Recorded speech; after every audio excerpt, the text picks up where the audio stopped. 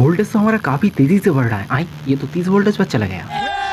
ये N52 grade के न्यूडियम magnet और ये है 28 गेज का एनएमएल कॉपर वायर और एक 1.5 वोल्टेज का बैटरी लेंगे और इन तीनों की मदद से एक सेल्फ ऑसिलेटिंग सर्किट बनाएंगे जिसे हम बाद में एक स्विच की तरह इस्तेमाल करेंगे। अब दोस्तों इसका वर्किंग प्रिंसिपल भी काफ़ी सिंपल है। मैंने 28 गेज का एनएमएल कॉपर वायर को घुमाकर स्प्रिंग जैसा बना लिया और उसके बीच में मैंने न्यूडियम मैग्नेट को लगा दिया।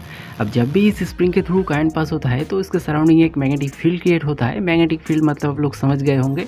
तो ये परमानेंट मैग्नेट से अट्रैक्ट होता है और अंदर की तरफ दब जाता है जिससे हमारा कनेक्शन टूट जाता है और ये फिर से स्प्रिंग ऊपर की तरफ आ जाता है और ये सर्किल बार बार चलता ही रहता है और इसी तरीके से ये ऑसिलेट करता रहता है। अब दोस्तों मैंने एक एलईडी के साथ एक 220 माइक्रो हेनरी का इंडक्टर को पैरेलल में लगा दिया। अब उसको लेके मैं सर्किट के साथ सीरीज में लगा दिया। अब ऐसा करने से सर्किट में जब करंट फ्लो होता है तो उस इंडक्टर के थ्रू भी करंट फ्लो होता है जिससे उस इंडक्टर के चारों ओर इलेक्ट्रोमैग्नेटिक फील्ड क्रिएट होता है। लेकिन स्विच ऑफ होने से ये इलेक्ट्रोमैग्नेटिक फील्ड अचानक से कोलैप्स हो जाता है और हमें वोल्टेज स्पाइक देखने को मिलता है। अब इस वोल्टेज स्पाइक को मुझे स्टोर करने के लिए मैंने इस कैपेसिटर का इस्तेमाल किया है और एलईडी को जलाकर भी आप लोगों को दिखाया है। ये चीज बनाने का मजा इसलिए आता है ये पूरी तरीके से मैकेनिकल है और हम लोग 1.5 वोल्टेज से 30 वोल्टेज तक पहुंच गए।